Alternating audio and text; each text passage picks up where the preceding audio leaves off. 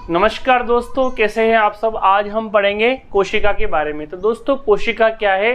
तो दोस्तों कोशिका शरीर की संरचनात्मक और क्रियात्मक इकाई कोशिका कहलाती है और कोशिका का अध्ययन साइटोलॉजी कहलाता है, यानी कि कोशिका विज्ञान कहलाता है। अब दोस्तों सबसे पहले हम बात करते हैं कोशिका क्या है। तो कोशिका शरीर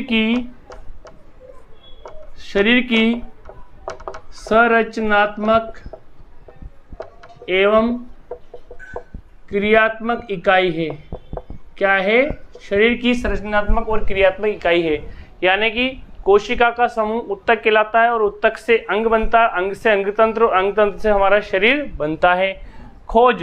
तो दोस्तों कोशिका की खोज की थी रॉबर्ट हुक ने, और कब की थी? 1665 ईस्वी में। तो दोस्तों ये भी बहुत महत्वपूर्ण प्रश्न है, रॉबर्ट हुक ने की थी, कब की थी? 1665।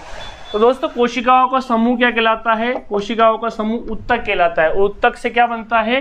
ऊतक से बनता है दोस्तों अंग, अंग से बनता है अंगतंत्र और अंगतंत्र से हमारा क्या बन जाता है? शरीर।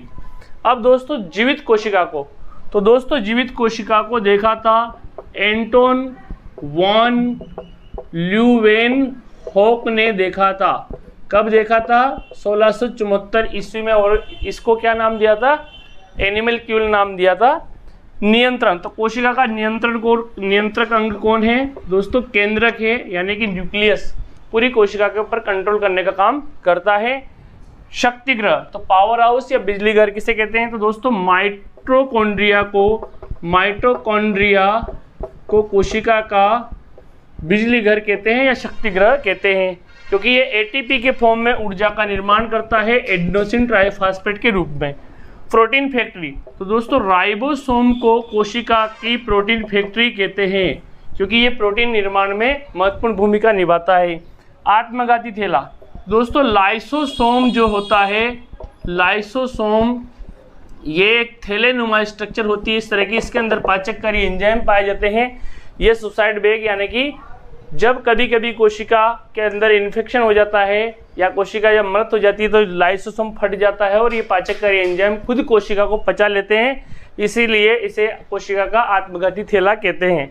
दोस्तों कोशिका कंकाल कौन बनाता है? तो दोस्तों अंतः प्रद्रवी जालिका जो होती है वो क्या करती है? कोशिका का ढांचा बनाती है। एंडोप्लाज्मिक रेटिकुलम ER, ये दो प्रकार की होती है। एक होती है रफ एंडोप्लाज्मिक रेटिकुलम और एक होती है स्मूथ एंडोप्लाज्मिक रेटिकुलम, यानी कि खुरदरी और चिकनी। जीव द्रव्य। तो प्रोटोप्लाज्म क्या है दोस्तों? जो केंद्रक जो होता है वो प्लस कोशिका द्रव्य, केंद्रक प्लस कोशिका द्रव्य को प्रोटोप्लाज्म कहते हैं। और इसी प्रोटोप्लाज्म को पुरकिंजे ने क्या कहा था? जीव द्रव्य का आधार कहा था, यानी कि जीव द्रव्य का आधार क्या है या जीवन का आधार क्या है? प्रोटोप्लाज्म है। यह शब्द पुरकिंजे ने दिया था। थैंक यू दोस्तों।